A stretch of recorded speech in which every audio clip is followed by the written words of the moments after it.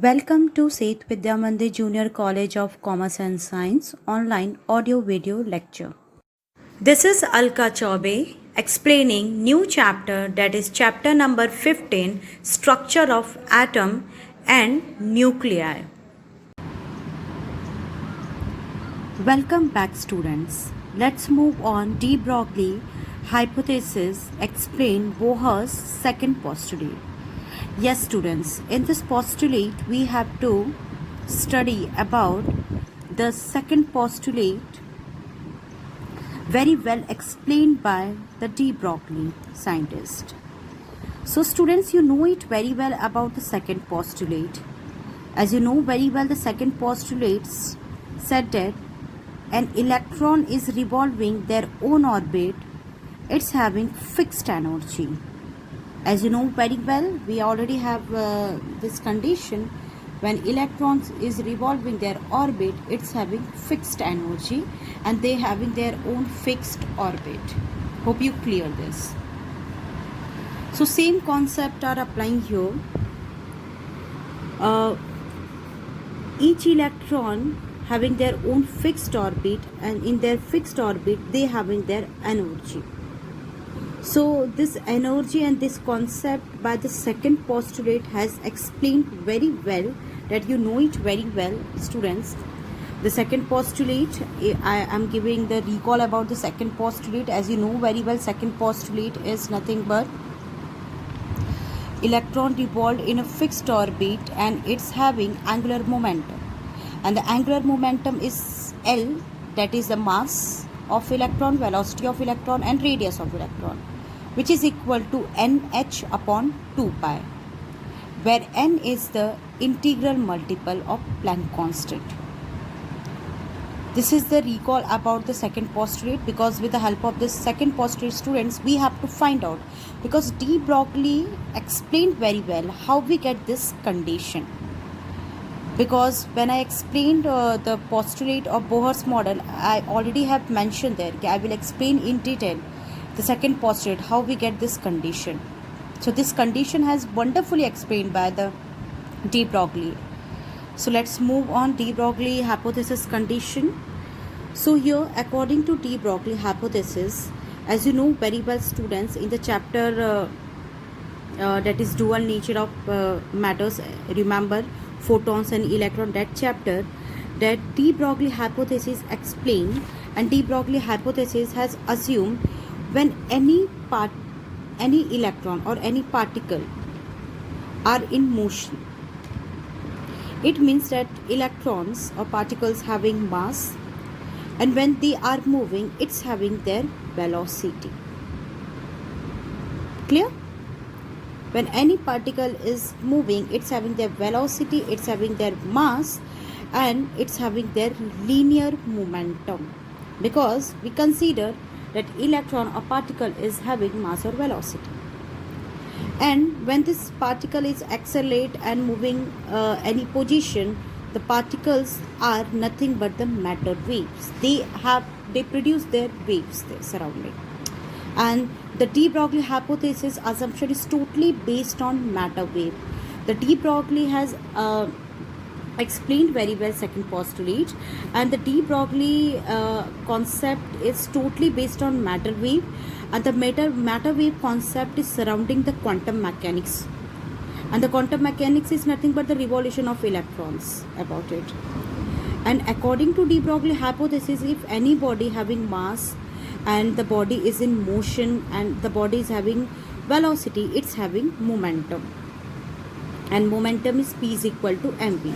So here it is de Broglie considered hypothesis, that is any particles are moving, any electrons are moving, having vast velocity. So this particle are making the surrounding wave, and this wave is nothing but the here considered matter wave. So according to de Broglie, as you know very well, student, that is p is equal to h lambda, where h is a Planck constant and lambda is a successive wavelength of the wave, that is lambda here.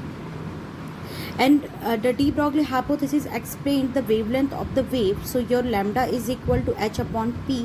When we shift this condition, so the value of p also we can substitute here, that is mv. Clear? So it means the de Broglie hypothesis explains the second postulate with the help of their assumption when any particles are revolving their own orbit, the particles when revolving their own orbit, the particles are making their waves in surrounding of orbit. In 1923 year, with the help of second postulate, de Broglie explained very wonderfully. Let us understand first examples. As you know very well, students, the standing wave. How the standing wave produced? Here I explain in detail first. Suppose a rope is fixed with two ends, and when we apply force between any side of the string, what happens? It's produced a wave. And the wave is this kind also, the wave is like this also. So this condition, when the rope or string is fixed with two ends, when we are applying force on it, so with the help of that vibration, we are getting this conditions of that wave produced by the standing wave. Let us understand or consider the application of this wave. Suppose this rope, if I am taking in a circular path here, and I attach this all waves in a circular path, and thus where the string is fixed here, and now we plucked or we are applying inside of force on the string, what happens is produce the wave. The condition will be same. Now here we have to see how the wave is produced. So how the wave is produced? When we are applying force on it, students, the waves are moving like in this condition, or you can consider the waves are moved like in this condition. You can see it should be, if we are applying more force, we are getting more number of waves. If we are applying less force, we are getting less number of waves. So here I am taking this example because this example is very important for the de Broglie explanation for the second postulate. The de Broglie considered at the center nucleus is present and surrounding the electrons are revolving their orbit. When the electrons are revolving in their orbit, what happens? The electrons are present in stable condition, and the electrons when revolved, the electrons are considered as a wave there. They produce the wave on that orbit.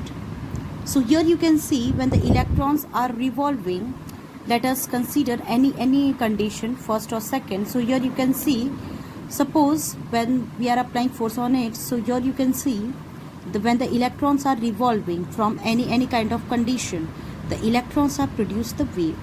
So here the full wave is complete. So here the wavelength is lambda 1. Here the second wave is complete. Here you can see how two wave is complete. That is in this way, crest and trough, crest and trough. When we are getting crest and trough, we are getting one complete wave. Crest and trough, second wave. Crest and trough, third wave. Crest and trough, fourth wave. Crest and trough, fourth wave. And crest and trough, fifth wave. So in this way, students, we are getting the number of waves. Hope you clear about it. It means when the electrons are revolving around the nucleus, the electrons are produce the wave. And when the electrons are revolving, the electrons are having velocity, mass, and the electrons from the center to the nucleus, from center to the nucleus, it's having radius. Clear? So suppose here some atoms in the first orbit having the value of n is 3. So when we have the value of n is 3, it means the wavelength of that orbit is 3. Yes, students. N is 3, it means the wavelength of that orbit is 3. So we consider this is third orbit. If the wavelength of the orbit is fifth, so we can consider this is fifth orbit. So in this way, students, we can consider n number of orbit with the help of this possible cases. So here we consider n1 for the first orbit, n2 for the second orbit, n3 and n4 and phi. In this way, we can consider nth number of the orbit of any atom. So, I hope you understand that this postulate is very, very important to understand the structure of atom. That's why the Bohr's second postulate has explained very well with the help of de Broglie. Clear? So let's move on the next condition. When electron revolving their orbit, it's associated with the matter wave. Here this condition. According to de Broglie, if we have the nth number of orbit, because when we have this condition, so we can design nth number of orbits. So what formula we can consider? So for nth number of orbit, as you know very well students, the orbit is nothing but here the circular form, that is circumference of circle, that is 2 pi r, equal to the integral multiple of the wavelength, where n is nothing but the integral multiple of the given wavelength. The integral multiple should be 1, 2, 3, 4, or in this way students we can decide how many wavelengths are designed on their orbit. So let's move on the second postulate condition, how we get that L is equal to NH 2 pi. So here the condition, that is, as the electrons is revolving, it's having velocity, it's having mass, and it's having radius. So for the nth orbit, 2 pi rn, and as it is, in the place of lambda, the de Broglie hypothesis, lambda is equal to hp, as I explained initially. So we can substitute h as it is, and the momentum for the nth orbit, that is Pn, and the value of P is mass and velocity. So here we are consider mass of velocity of electron in this condition, but it's revolving, so Mn.